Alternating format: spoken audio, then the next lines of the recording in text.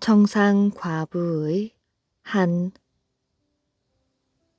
옛날 어느 마을에 어린 자식들을 거느리고 살아가는 청상과부가 된 황씨 부인이 살고 있었지요.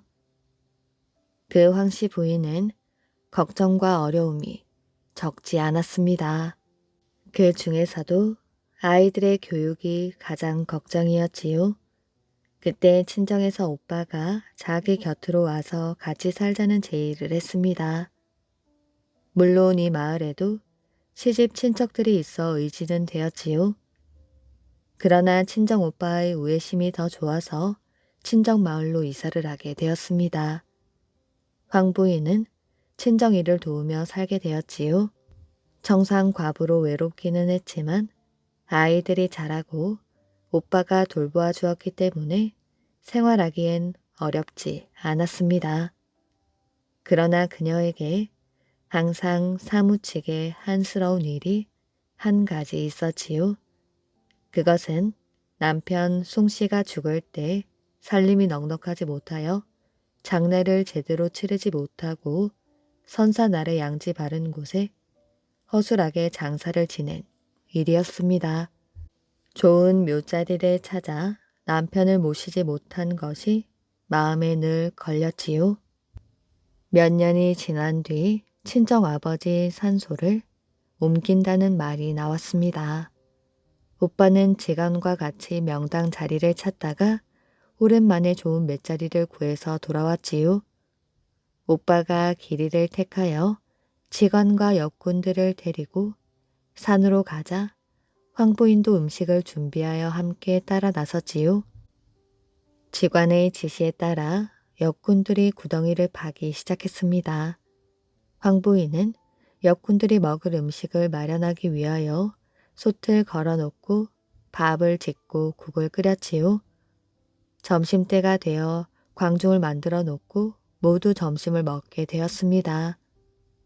황부인은 지금이 자신의 한을 풀기에 가장 좋은 기회라 생각하고 계략을 꾸몄지요. 오빠는 살림이 넉넉하니 아버지 묘차리는 다른 곳에 새로 구하면 되겠지. 이렇게 생각하고 어떤 수단을 써서라도 이 맷자리에 자기 남편을 묻으리라 결심하였습니다. 오빠에게 그냥 좋은 말로 양보해달라고 말해보아야 소용없는 일이었지요. 그녀는 슬그머니 일어나서 큰 물병 하나를 챙겨 치맞춤에 감추고 광중에 들어가 그것을 쏟았습니다. 잠시 후 점심 식사를 마친 오빠가 광중 바닥을 살펴보니 물기가 있었지요. 깜짝 놀란 오빠는 직원을 쳐다보았습니다. 오빠, 왜 그러세요? 이상하다. 이럴 수가 있나? 광중 안에 물기가 있네요. 어떻게 이런 자리에 아버지를 모실 수가 있겠어요? 아버지 묘자리는 다시 좋은 곳을 구해서 쓰시지요. 이 자리는 버리기가 아까우니 불쌍한 우리 송서방이나 써야겠어요. 오빠는 불쌍한 누이 동생을 바라보며 고개를 끄덕끄덕했습니다. 그래서 그 부인은 남편 송씨를 그 자리에 이장하였지요. 그 송씨 부인의 자식들이 출세하고 후손들이 번창하여 이 묘에는 지금까지 꽃이 끊이지 않고 있다고 합니다. 백두 여신과 지옥신. 옛날에 백두산 산신은 여신이었습니다. 아름다운 백두 여신은 마음씨가 착하여 사람들은 한없이 화목하고 행복한 생활을 누렸지요. 그런데 그런 세월을 시기하는 자가 있었습니다. 바로 지옥신이었지요. 지옥신은 백두산으로 용암을 내뿜어 삼라만상을 태워버렸습니다.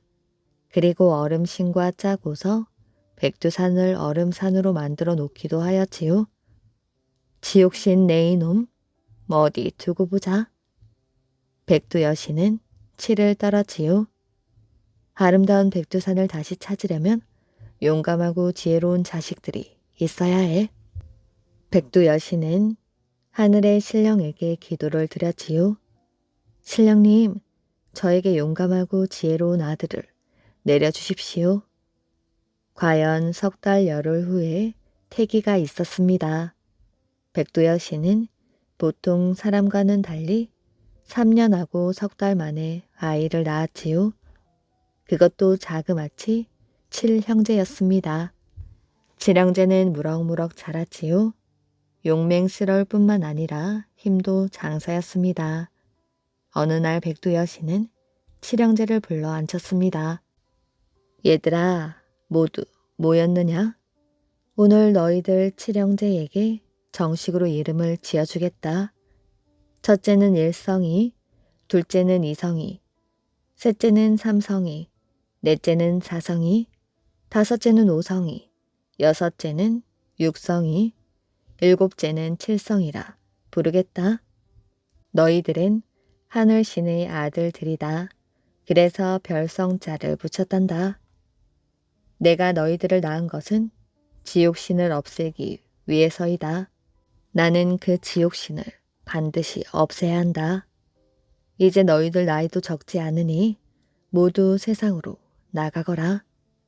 제각기 훌륭한 스승을 모시고 한 가지씩 재주를 배워오너라. 너희들이 돌아오면 지옥신을 없애고 백두산의 행복을 되찾겠다. 알겠습니다, 어머님. 백두 여신의 명을 받은 칠형제는 7방향으로 각각 헤어졌지요. 집을 떠난 뒤 칠형제는 모두들 훌륭한 스승을 만났습니다. 칠형제 모두 지혜로웠던 까닭에 스승이 하나를 가르치면 열을 깨달았지요. 스승들 모두가 그 재주에 탐복했습니다. 자기 귀여운 딸들과 백년 가약을 맺어주기도 하였지요. 칠형제는 아내 될 여인들을 데리고 다시 어머니에게 가기 위해 길을 떠났습니다. 떠나던 날이 한날 한시였듯 돌아오는 날도 한날 한시였습니다. 일성이가 그의 아내 될 사람과 함께 어느 고갯마루에 올라섰을 때였지요. 거룩한 백두 여신의 아드님이시여, 난데없이 아름다운 여인 하나가 나타났습니다. 그녀는 온갖 아양을 떨며 말하였지요. 그대들은 어이하여 얼음이 뒤덮인 백두산으로 돌아가려 하십니까? 백두산은 얼음으로 뒤덮여 살 곳이 못 된답니다. 북쪽으로 가시면 큰 왕국이 있습니다. 일성이가 말하였지요. 도대체 뉘시오. 소인은 그 왕국에서 보낸 사신이옵니다. 그대를 모셔오라는 분부를 받고 왔습니다. 거절하지 마십시오. 나를 어찌 알고? 어서 저를 따라오셔요. 망설일 것 없습니다. 그 여인은 달콤한 말을 계속하였지요. 어머니와 형제들 걱정은 조금도 하지 마십시오. 어머님은 모셔다 국무로 봉하고 나머지 형제들은 모두 대신으로 삶을 것이옵니다. 그러니 망설이지 마십시오. 그게 정말이오? 정말이고 말고요. 그 여인은 자꾸만 간청했습니다. 그러자 일성이 아내가 말하였지요. 낭구님, 어머니를 만나 뵙고 의논 드리는 것이 옳은 줄로 아옵니다. 일성의 귀가 이번에는 아내에게로 쏠렸습니다. 인생에서 이처럼 좋은 기회가 몇 번이나 온다고 그러셔요.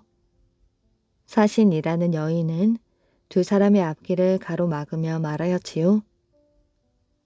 낭구님, 큰 일을 할 사람은 귀가 두꺼워야 하옵니다. 누군지도 모르는 이 여자의 말에 귀 기울이지 마십시오.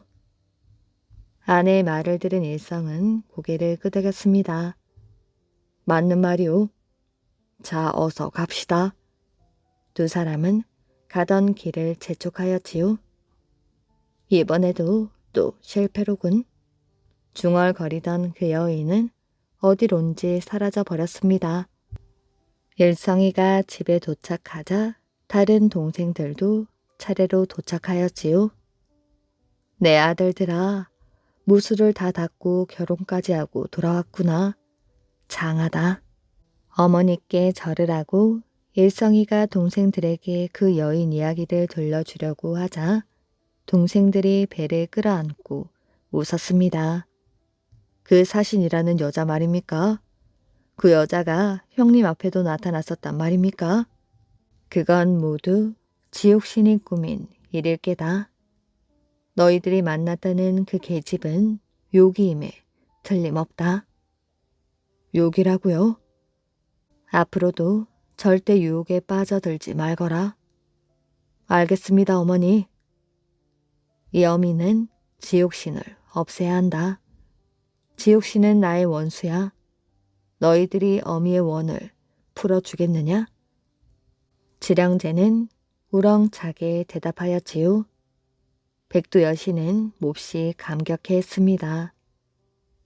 지량제는 싸울 준비를 단단히 하고는 맏형 일성의 지휘 아래 지옥신과 싸움을 하러 떠나지요. 저희들도 함께 가겠어요. 7명의 아내들도 따라가겠다고 나섰지요. 안 된다. 너희들은 여자이지 않느냐? 백두 여신이 말렸지요. 하지만 아내들은 결심을 굽히지 않았습니다. 어머님, 저희들은 모두 무예와 슬기를 이겼습니다. 걱정 마십시오. 저희들이 옆에 있어야 난군님들께서도 용기를 내실 것이옵니다. 알겠다. 모두들 몸성이 돌아오기 바란다. 어머님, 염려 마십시오. 그들은 그렇게 길을 떠났습니다. 그들이 백두산의 가장 높은 봉우리인 상상봉에 이르렀을 때였지요. 고요하기만 하던 산과 들에 갑자기 광풍이 휘몰아치기 시작하는 것이었습니다. 호박만한 돌들이 하늘을 메우며 날아왔지요. 모두들 몸을 피해라. 일성이가 소리쳐서 모두 안전한 곳으로 피했습니다. 일성이는 아내와 함께 바람이 이는 곳을 자세하게 살펴보았지요. 저기에요. 용문봉과 천문봉 사이에서 웬 괴물이 심수를 부리고 있었습니다. 일성은 갑옷 속에 감추었던 날개를 펼치며 아내에게 말하였지요. 하늘로 날아오릅시다. 하늘로 날아오른 일성과 아내는 괴물과 싸움을 시작하였습니다. 일성과 아내가 계속하여 공격을 퍼붓자 힘이 부족해진 괴물은 쿵 소리를 내며 떨어지고 말았지요. 그때 괴물 때문에 얼음산이 무너져 내렸습니다. 그때 이성이와 그의 아내 눈에서 시퍼런 불빛이 뿜어져 나오더니 이글거리는 불빛은 덮쳐오는 얼음산들을 물로 만들어 버렸지요. 그 물은 금세 강물로 변해버렸습니다. 강물은 성난 파도처럼 그들을 집어삼킬 듯 하였지요. 그때 삼성이와 그 아내가 강물과 맞섰습니다. 까만 채찍으로 강물을 야무지게 내리치자 으르렁거리던 강물은 잠 물결도 없이 잠을 자듯 유유히 흐르는 것이었습니다. 이겼다. 모두 승리의 환성을 올릴 때였지요. 갑자기 하늘이 새까맣게 흐려졌습니다. 수많은 괴물들이 소름 끼치는 소리를 질러대었지요. 시뻘건 혀를 내두르며 그들을 향해 덮쳐왔습니다. 형제들은 모두 칼을 뽑아 들었지요. 형제들은 풀 베듯 괴물들을 베기 시작했습니다. 괴물들의 머리가 우박처럼 쏟아져 내렸지요. 그런데 머리가 떨어진 괴물들은 죽지 않는 것이었습니다. 죽기는커녕 하나가 떨어지면 둘로 불어나게 되었지요. 그때 사성이 하늘로 날아올랐습니다. 내가 손을 써야겠어. 사성이가 태양빛을 비추자 괴물들이 비명을 질렀습니다. 그 소리가 하늘에 가득하였지요. 땅 위로 떨어진 괴물들은 모두 박살이 나고 말았습니다. 드디어 이겼군. 칠형제는 마침내 승리를 거두었지요. 기쁨을 가득 안고 어머니에게 돌아왔습니다. 백두 여신은 곧 큰 잔치를 베풀었지요. 잔치가 거의 끝날 무렵이었습니다.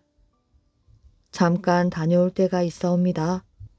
오성이 부부가 어머니께 말하였지요. 저희들도 잠깐 다녀오겠습니다. 육성이 부부도 따라 나갔습니다. 이번 싸움에서 큰 공을 세우지 못한 그들은 기가 죽어 있었지요. 그런데 이상한 일이었습니다. 잠깐 다녀오겠다는 그들은 한밤중이 지나도록 돌아오지 않는 것이었습니다. 얘들이 어찌된 일이지? 어머니는 걱정이 되었지요. 어머니, 제가 찾아보겠사옵니다. 일성이가 집 앞으로 나갔을 때입니다. 아니, 집 앞에는 오곡이 무르익는 벌판이 되어 있었지요. 별것 아닙니다. 우리 부부의 조그만 선물이옵니다. 세상에, 이럴 수가.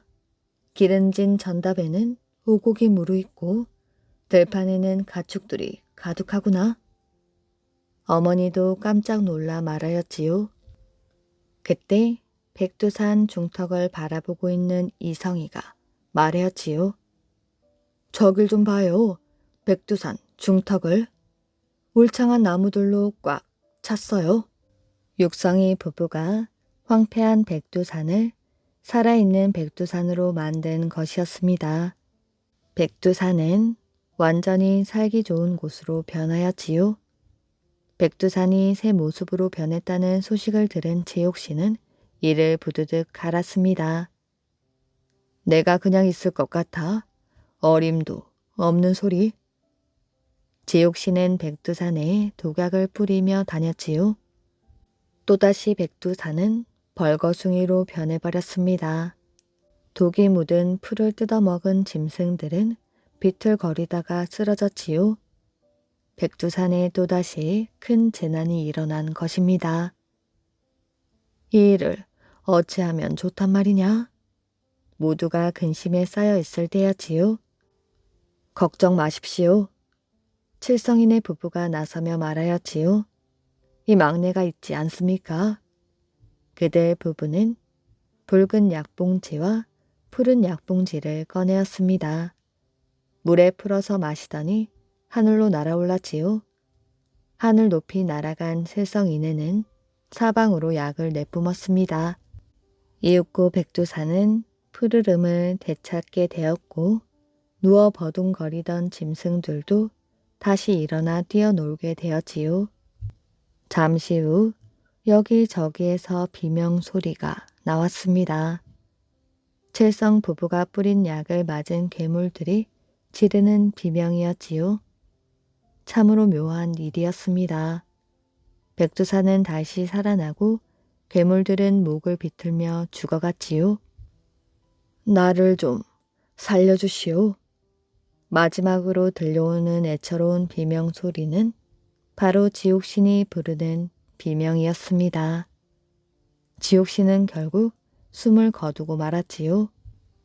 세월은 흐르고 흘러 백두산 숲속에 한 쌍의 봉우리가 생겼습니다. 마치 어머니의 전 무덤처럼 생긴 봉우리였지요. 그 둘레에는 7개의 작은 산봉우리가 생겨났습니다. 한 쌍의 산봉우리는 백두 여신의 전 무덤이라 하여 내두산이라고 이름 지었다고 합니다. 또한 내두산 기슭을 흐르는 물은 백두 여신의 젖이라 하여 내두아라는 이름이 붙여졌지요. 내두산 주위에 있는 7개의 산 봉우리는 백두 여신의 7 아들의 묘라고 하여 칠성봉이라 이름 지었다고 전해진답니다. 백조의 후손. 옛날 몽골 어느 마을에 호리투메드라는 사람이 있었는데 그는 아직 결혼하지 않은 젊은이였습니다. 그는 바위가루를 걷다가 백조 9마리가 날아와 호숫가에 앉아 눈부신 배기를 훌훌 벗고 9명의 여인으로 변하는 모습을 보게 되었지요.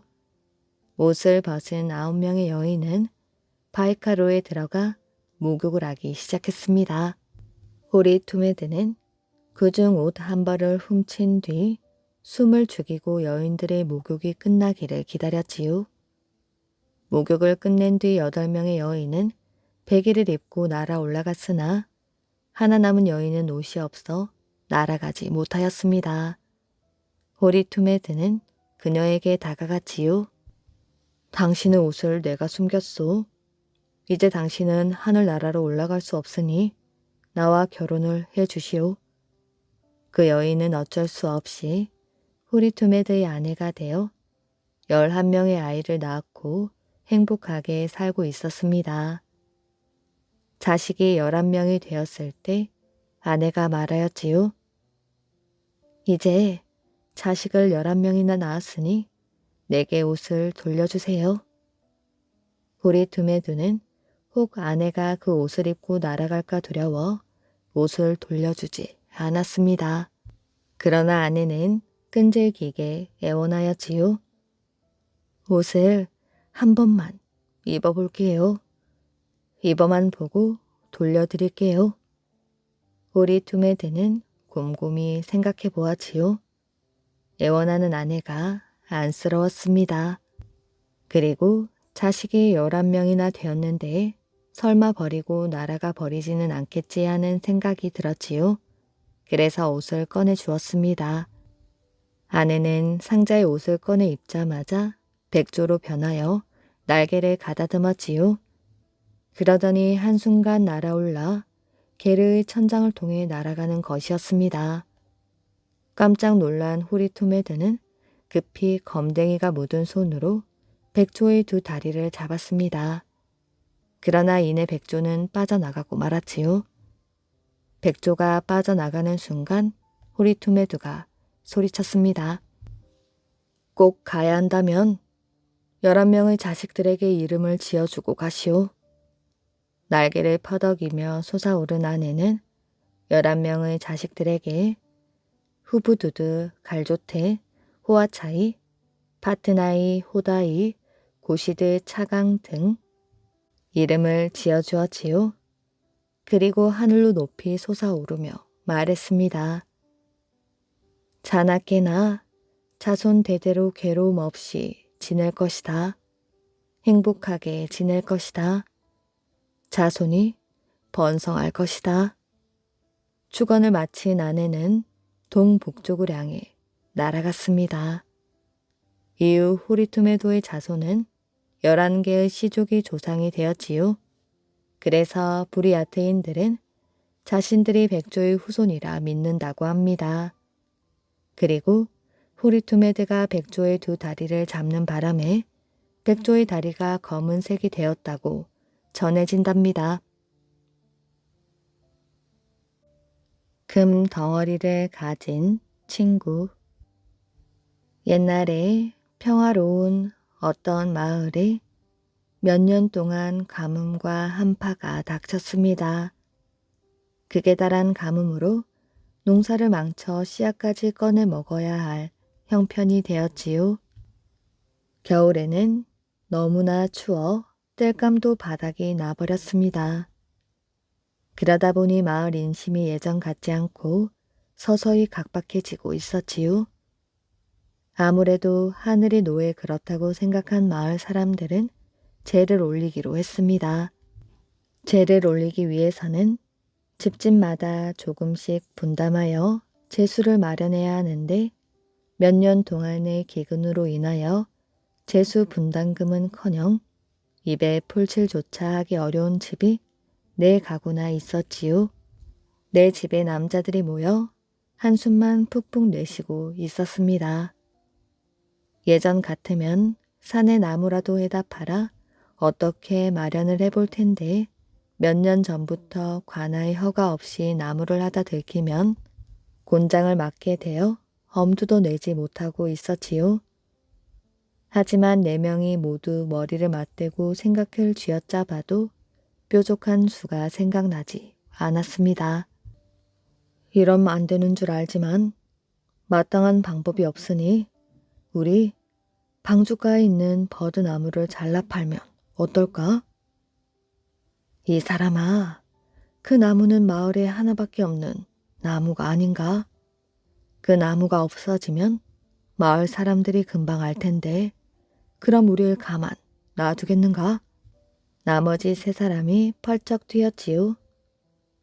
나무가 뭐 밥을 먹여주는가? 일단 사람이 살고 봐야지. 이렇게 죽으나 저렇게 죽으나 죽는 것은 마찬가지인데 안 들키면 될 것 아닌가? 두렵기는 하였지만 다른 사람들도 방법이 없어서 그렇게 하기로 하고 다음 날 밤 버드나무 앞에서 만나기로 약속을 하였습니다.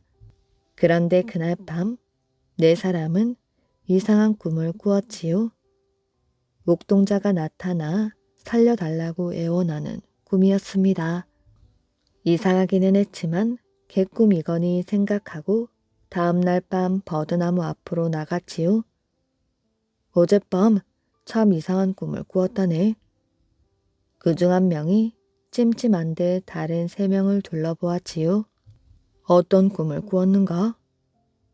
글쎄, 온몸에서 광채가 나는 귀하게 생긴 옥동자가 살려달라고 애원을 하더라니까. 뭐라고? 나도 같은 꿈을 꾸었다네. 혹 이 버드나무 신령이 아닐까? 이야기를 들어보니 네 사람 모두 똑같은 꿈을 꾼 것이 확실했습니다. 느낌이 이상한 것이 아무래도 버드나무를 자르면 큰 일이 날 것 같았지요. 결국 네 사람은 밤새 나무 아래에서 신세 한탄만 하다가 새벽녘에서야 터덜터덜 집으로 돌아왔습니다. 네 사람은 깊이 잠이 들어 다시 꿈을 꾸었지요. 지난밤 나타났던 옥동자가 다시 나타나 자신들에게 큰 절을 하는 것이었습니다. 어르신들의 은혜는 절대 잊지 않겠습니다. 덕분에 제 목숨을 구했으니 저도 작은 보답을 하고 싶습니다. 제가 자리 잡고 있는 방죽에서 오른쪽으로 10걸음만 내려가셔서 그 자리를 파면 보물이 나올 것입니다. 내일 아침 해가 뜨거든 꼭 그곳에 가셔서 보물을 찾아 좋은 일에 쓰시기 바랍니다. 다음 날 새벽 네 사람은 조용히 버드나무 아래에서 만났습니다. 그리고 옥동자가 말하던 대로 10걸음을 옮겨 그 밑을 파보았지요. 한참을 파 내려가자 어른 주먹만한 금 덩어리가 네 덩어리나 나왔습니다. 네 사람은 다툴 필요도 없이 한 덩어리씩 나누어 가질 수가 있었지요. 그 이후 마을에서도 금덩이 소문을 들은 욕심 많은 사람이 자신도 금을 얻고 싶은 마음에 버드나무 가지를 잘랐다가 큰 화를 입었다고 합니다. 그 후로 마을에서는 이 나무를 보호하고 절대로 가지를 자르는 일이 없도록 지키고 있다고 합니다. 이순풍과 여우. 옛날 제주도 한 마을에 이순풍이라는 사람이 살고 있었습니다. 이순풍은 모험심이 강하고 배짱이 두둑하였지요.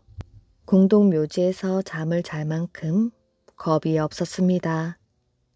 어느 날 이순풍은 산 길을 가다가 여우굴을 발견하였지요. 그는 여우굴을 유심히 들여다보았습니다. 여우 한 마리가 굴 속에 들어앉아 있었지요. 사람의 애고를 돌로 다듬고 있는 중이었습니다. 한참 뒤 여우는 해골을 머리에 써보았지요. 이순풍은 바위 뒤에 몸을 숨기고 여우가 하는 짓을 계속해서 살펴보았습니다. 여우는 굴 밖으로 나오더니 늙은이로 둔갑하였지요. 늙은이는 산에서 내려와 마을로 들어섰습니다. 이순풍은 늙은이의 뒤를 밟았지요. 늙은이는 전혀 눈치를 채지 못했습니다. 그는 주막에서 하룻밤을 묵었지요. 다음 날 마을이 발칵 뒤집혔습니다. 마을 전체에 전염병이 퍼져버린 것이었습니다. 하루 만에 마을 사람 대부분이 전염병에 걸렸습니다. 용하다는 의원들을 불러왔지만 아무도 손을 쓸 수가 없었지요. 이때 주막에 있던 늙은이가 환자들을 치료하러 나섰습니다. 늙은이가 지어준 약을 먹고 모두 병이 나았지요. 늙은이는 그 대가로 엄청난 돈을 요구했습니다. 늙은이에게 치료를 받은 사람들은 하루아침에 알거지가 되었지요. 그렇지만 늙은이는 마을에 온 지 사흘 만에 마을 전체의 재산을 거머쥐게 되었습니다. 이순풍은 늙은이가 하는 짓을 처음부터 지켜보고 있었지요. 어느 날 밤 이순풍은 몰래 주막으로 찾아가 늙은이를 습격했습니다. 늙은이는 이순풍의 칼을 맞고 불이 나게 달아났지요. 이순풍은 둔갑한 여우가 감춰둔 재물이 탐이 났습니다. 그래서 그것을 찾기 위해 예전에 여우굴이 있던 곳으로 가보았지요. 그런데 여우굴은 온데 간데 없고 그 자리에 낯선 무덤이 몇 개 있었습니다.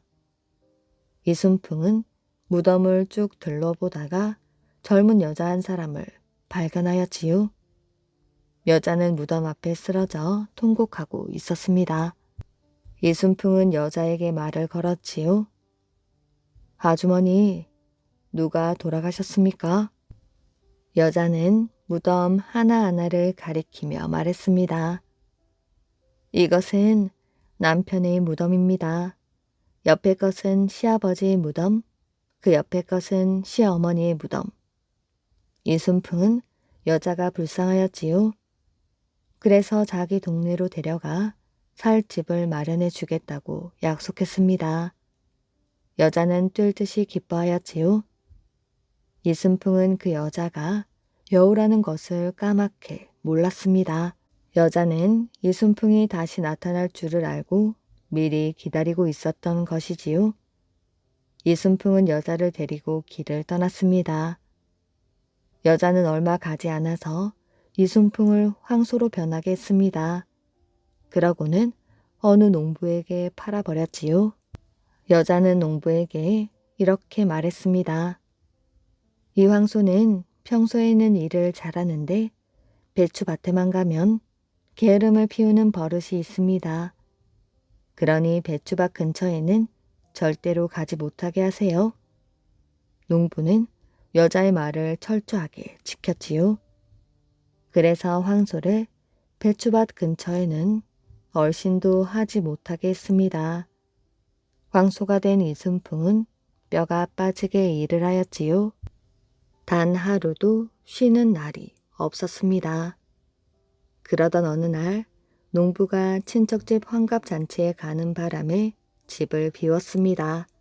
이때 이웃집에서 황소를 빌리러 왔지요.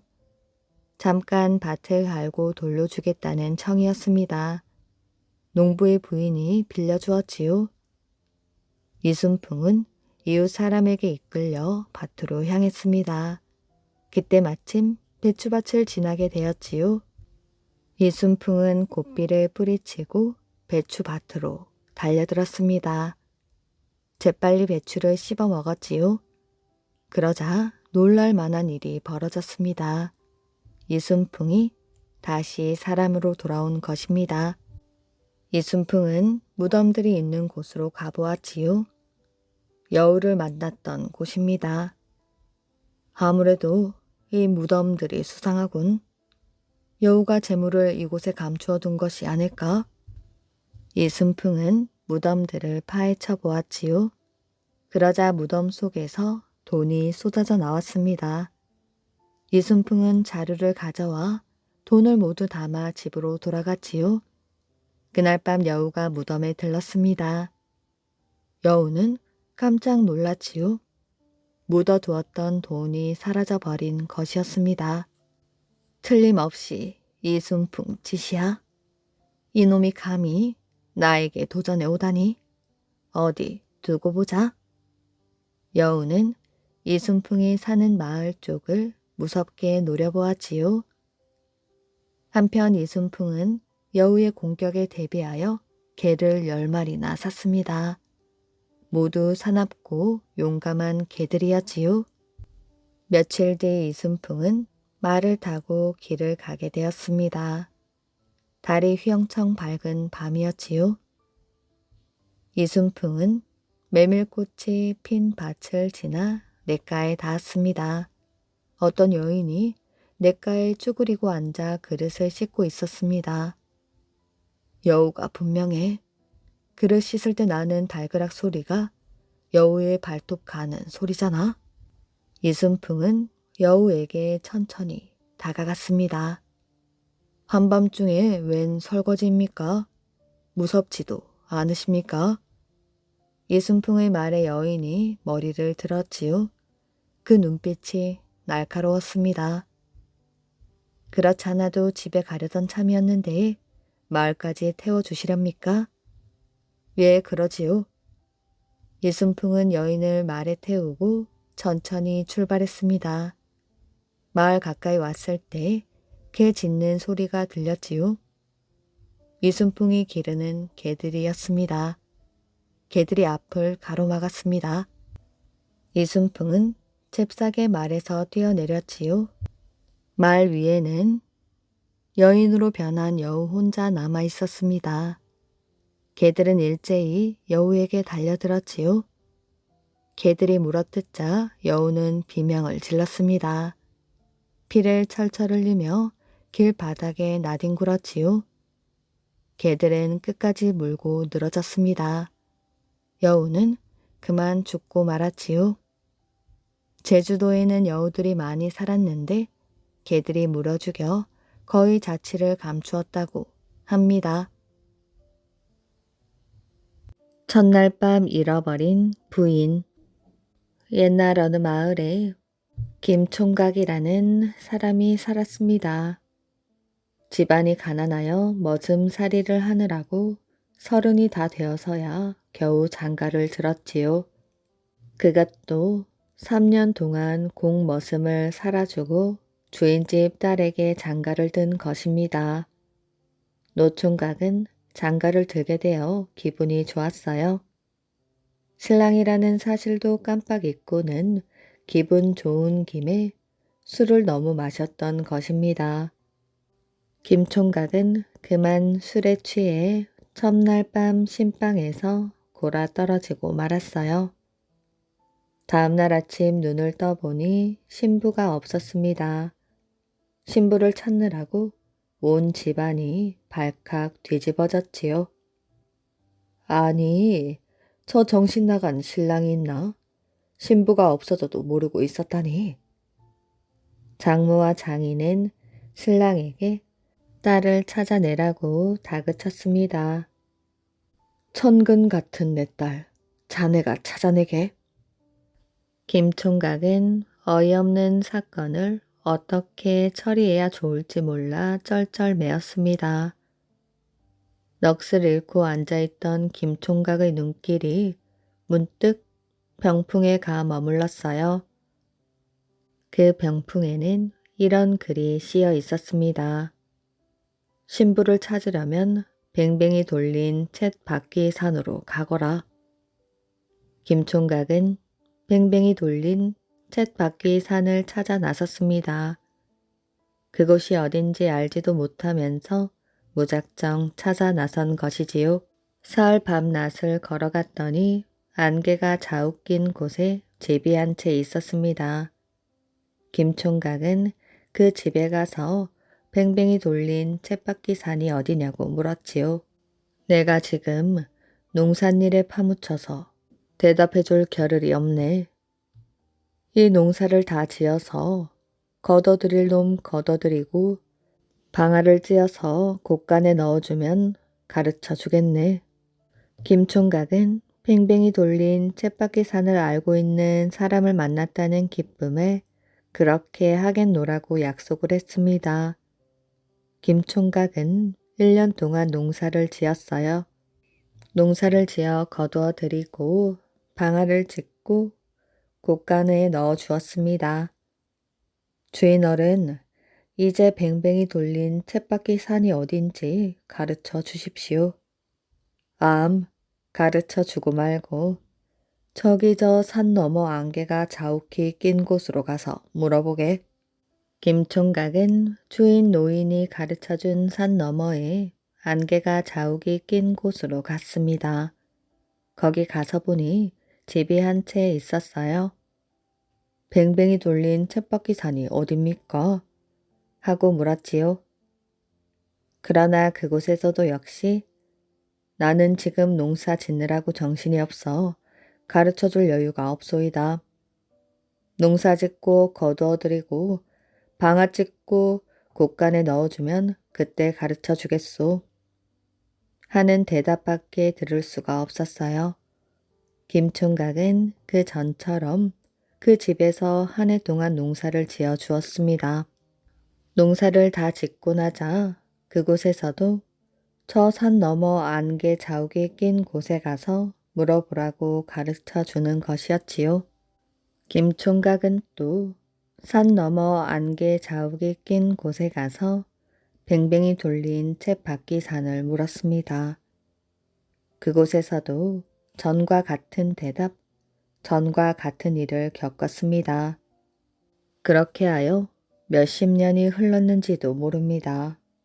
김 총각도 이제는 늙어서 머리가 하얗게 새었고 이도 빠지고 허리도 구부러진 할아버지가 되었지요. 첫날 밤 잃어버린 신부를 찾아 뱅뱅이 돌린 쳇바퀴 산을 찾아 헤매느라고 청춘도 다 가고 인생도 다 간 것입니다. 그 해에도 주인집 어른이 가르쳐준 대로 저 산 너머 안개가 자욱이 낀 곳으로 터덜터덜 찾아갔어요. 집 앞에 우물이 있고 우물가에 버드나무가 한 그루 서 있는 집이 있었습니다. 어디선가 본 듯한 집이었어요. 이제 노인이 된 김 총각은 우물가에 쪼그리고 앉아 낯익은 듯한 풍경을 보며 부르튼 발을 쉬고 있었습니다.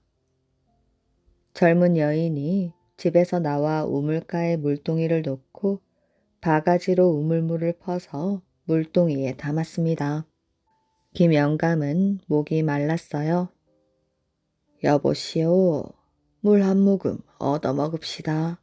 젊은 여인은 물 한 바가지 푼 후 버들잎을 쭉 흩어 물 위에 띄워서 노인에게 내밀었습니다. 김 영감은 손을 내밀어 물 바가지를 받다가 깜짝 놀랐습니다. 첫날 밤에 잃어버린 신부가 꿈에도 못 있던 신부가 몇십 년을 찾아 헤매던 신부가 거기 서 있는 것이 아니겠어요? 김영감은 그만 정신이 아득하여 그 자리에 쓰러지고 말았습니다. 놀란 젊은 아낙네는 집으로 뛰어들어가 식구들을 데리고 나왔습니다. 사람들은 김영감을 업어다가 방에 뉘어놓고는 불을 지피고 꿀물을 데워 입 안에 흘러 넣었습니다. 젊은 아낙네의 늙은 어머니가 정성을 다해 간호하였지요. 김영감이 겨우 눈을 떴습니다. 아이고 노인장, 이제야 정신이 드나 보구려. 먼 길을 오시느라고 탈진하셨나 봅니다. 할머니가 기뻐하며 말했습니다.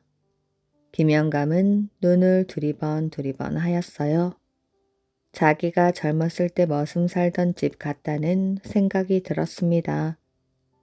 그 집 외동딸에게 장가들기 위하여 3년 동안 공머슴을 살면서도 이쁘게 자라던 신부감을 보면 온갖 시름이 다 사라지던 옛날 생각이 떠올랐습니다. 여기가 어딘지요? 여기가 배미산 아래 두말 동네 아닙니까? 그래요? 이 집이 네 집입니까? 둑 밑에 논 농사 많이 짓던 박서방네 집입니다. 당신은 그 박서방과 어떻게 되는 사이입니까? 제가 그 박서방네 외동딸이지요. 김영감의 눈에서 눈물이 흘러내렸습니다. 우물가에서 봤던 새댁은 누구입니까? 제 딸입니다. 아주 오랜 옛날이지요. 우리 아버지가 나를 우리 집 머슴에게 시집을 보냈지요. 그 머슴과 혼례를 치르고 첫날 밤을 보냈습니다. 신랑이 술을 많이 먹고 골아 떨어졌길래 하도 미워서 병풍에다 신부를 찾으려면 뱅뱅이 돌린 쳇바퀴 산으로 오라는 글을 써놓고 몸을 숨겼지요. 장난이었습니다. 신랑은 신부를 찾으러 나가서 아직까지 무소식이랍니다. 지금쯤 늙어 돌아가셨는지도 모르지요. 그럼 그 딸아이는요? 첫날 밤을 지낸 게 임신이 되었더랍니다. 그걸 낳아 길러서 대릴 사위를 보았지요. 그럼 뱅뱅이 돌린 쳇바퀴 산은 어디에 있는 산인가요? 집 뒷산 뱀이산을 그렇게도 부르지요. 김영감은 자리에서 벌떡 일어났습니다. 그러고는 덩실덩실 춤을 추었지요. 주인집 할머니는 무슨 영문인지 몰라 어리둥절하고 있었습니다. 김영감은 할머니의 손을 잡고 일으켜 세워서 같이 춤을 추었습니다. 찾았구나. 뱅뱅이 돌린 쳇바퀴 산을 이제야 찾았구나. 꼬마 구두장이의 모험.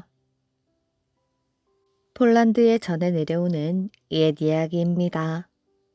옛날 어느 마을에 꼬마 구두장이가 살았습니다. 그런데 이 꼬마 구두장이는 소문난 장난꾸러기였어요.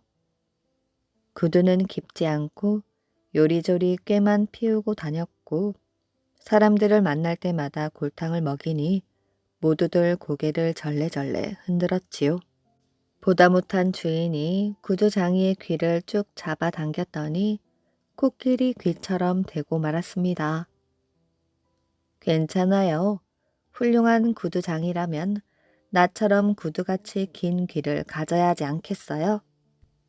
성격 또한 긍정적이니 귀 늘어난 것쯤은 걱정거리도 아니었습니다. 다른 사람들이 호주머니에 물건을 넣었을 때 꼬마 구두장이는 귀 속에 넣으면 되었으니까 말이지요. 날이 갈수록 심해지는 구두장이의 장난을 견디다 못한 주인은 결국 꼬마 구두장이를 쫓아내고 말았습니다. 일자리를 잃고 외톨이가 된 구두장이는 길을 떠났지요. 그러다 어느 마을에서 오리 한 마리를 만났습니다. 그런데 둘은 서로가 똑같이 말썽꾸러기라는 것을 한눈에 알아보았어요. 그래서 함께 길을 떠나기로 하였습니다. 둘은 그동안 장난쳤던 이야기를 나누느라 시간 가는 줄 몰랐지요. 얼마쯤 갔을까요? 나무 그늘 아래에서 한 노인이 자고 있었습니다. 둘의 눈이 반짝반짝 거렸지요. 어떤 장난을 칠까 머리를 맞대고 고민하였습니다. 귀에 대고 꽥꽥 울어댈까? 그러면 네가 한 짓인 줄 금방 알걸? 국리 끝에 구두장이는 노인의 오른쪽 신발을 나무 가지에 매달아 버렸습니다. 그러고는 나무 뒤에 숨어 노인이 깨어나길 기다렸어요. 잘 잤다. 얼마 뒤 노인이 잠에서 깨어났습니다. 노인은 한쪽 신발이 없어진 것을 알고 울상을 지었지요. 몹시 가난하여 신발이라고는 다 낡아빠진 그 구두가 전부였는데 그것마저 잃어버렸으니 그럴 만도 하였지요. 이 일을 어쩌면 좋담? 노인은 두리번 구두를 찾았습니다. 그러다가 나무 가지에 걸려있는 구두를 발견하였습니다. 노인은 그 구두를 잡으려고 손을 뻗었지요. 그런데 구두가 마법을 부리는 듯 공중으로 붕붕 날아다니는 거였어요. 도무지 손으로 잡을 수가 없었지요. 노인은 굵은 눈물을 뚝뚝 흘렸습니다. 나무 뒤에 숨어서 실컷 장난을 치던 구두 장인은 그 모습을 보고 깜짝 놀랐지요. 저게 뭐야? 할아버지 눈에서 흐르는 게 뭐지? 궁금한 건 죽어도 못 참는 구두장이가 노인에게 다가가 눈물을 만지며 물었습니다. 할아버지, 이게 뭐예요? 가르쳐 주시면 할아버지 신발을 갖다 드릴게요. 이건 눈물이란다. 그런데 넌 눈물을 흘린 적이 한 번도 없니?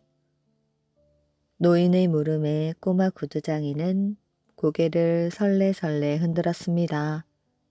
그러고는 구두를 내밀었지요. 네가 구두를 가져간 것이야. 그럼 내 눈물은 너 때문에 나온 것이구나. 꼬마 구두장이와 오리는 더더욱 노인의 말을 알아들을 수가 없었습니다. 그래서 다시 길을 떠나려고 걸음을 옮겼지요. 그런데 노인이 아주 슬픈 얼굴로 꼬마 구두장이를 불렀습니다. 왜 그러셔요? 장난쳤다고 혼내려고 그러시죠? 이렇게 말하면서도 구두장이와 오리는 노인 곁으로 다가갔습니다. 그러자 노인은 둘을 꼭 껴안으며 말하였습니다. 그게 아니란다. 다른 사람을 슬프게 하지 말거라. 슬픈 눈물을 흘리게 하는 것은 좋은 일이 아니거든. 그런데 노인의 말을 듣는 순간 눈에서 축축한 물이 주르륵 흐르는 것이었지요. 꼬마 구두장이는 제 눈물을 닦아 보이며 물었지요. 이게 뭐예요? 전 슬프지 않은데요. 기쁠 때 나오는 눈물도 있단다. 네가 이런 눈물을 많이 흘렸으면 좋겠구나. 노인은 꼬마 구두장이의 헝클어진 머리카락을 쓰다듬어 주고 오리의 뒤엉킨 깃털을 빗질해 주었습니다. 노인과 헤어진 둘은 또다시 길을 떠났지요. 이번에는 다른 사람들을 슬프게 한 일들을 얘기하며 걷느라 시간 가는 줄 몰랐습니다. 그러다 어느 궁궐 앞에 다다랐지요. 그런데 궁궐 전체가 슬픔에 잠겨 있는 게 아니겠어요? 왕은 잃어버린 왕관을 찾느라 끙끙거리다 병이 났고 공주는 그게 너무 슬퍼 눈물만 흘리고 있었습니다. 꼬마 구두장이와 오리는 있는 힘을 다해 왕과 공주를 웃겨주었습니다. 그러자 처음엔 뚱하게 있던 왕이 갑자기 웃음을 터뜨리기 시작하였지요. 그런데 그만 배꼽이 빠질 정도로 웃다가 배가 펑 하고 터지고 말았습니다. 전하! 신하들은 야단 법석을 떨었지요. 그런데 왕의 뱃속에서 무언가가 반짝거리는 것이 있었습니다. 바로 100년 전 잃어버렸던 왕관이었지요. 꼬마 구두장이는 왕관을 끄집어내고 정성 들여 왕의 배를 꿰매었습니다. 오랜만에 구두장이의 솜씨를 발휘한 것입니다. 드디어 왕관을 찾았구나. 왕관을 되찾은 왕은 언제 아팠냐는 듯 말끔히 나았답니다. 모두들 기쁨의 눈물을 흘리며 꼬마 구두장이와 오리에게 고마워했지요. 뭐 별일도 아닌데요. 왕은 그런 꼬마 구두장이가 너무나 마음에 들어 사위로 맞아들였습니다. 그 말썽쟁이 꼬마 구두장이가 왕의 사위가 되다니요. 정말 놀라운 이야기입니다. 오리도 그 이후로는 마음을 고쳐먹고 착하게 살았다고 합니다. 이야기 재미있게 잘 들으셨나요? 오늘의 이야기는 여기까지입니다. 오늘도 이야기를 들어주셔서 정말 감사합니다. 오늘도 편안한 밤 되시길 바랍니다.